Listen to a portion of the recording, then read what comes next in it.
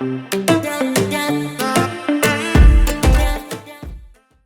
anyone else not realize you had to clean an ice machine if you buy one?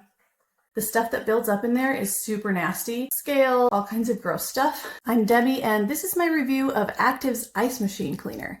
Now, I admit when Active sent me this ice machine cleaner in exchange for my honest thoughts, I got a little nervous. Anything that involves pouring stuff into a big machine to clean it out makes me a little anxious. I was pleasantly surprised when I read the instructions. There are a few things that I really appreciate about what Active's done with this product. Right on the bottle, it tells you what you're going to get.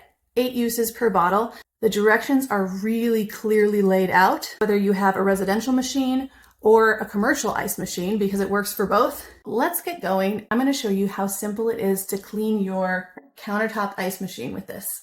You're going to use 4 ounces of this per cleaning. Right on the bottle, you have your markers, so you don't need to use measuring cups. You can just pour it right in.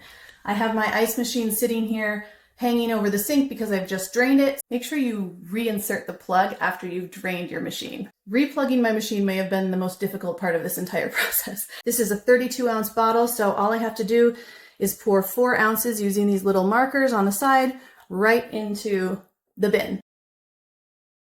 So easy. Now I'm going to dilute it by filling the rest of the machine up to the fill line with regular water.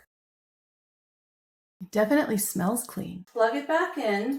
And now I just run a clean cycle. If your machine doesn't have a clean cycle, that's okay. There's directions for that on here too. Clean cycle activated.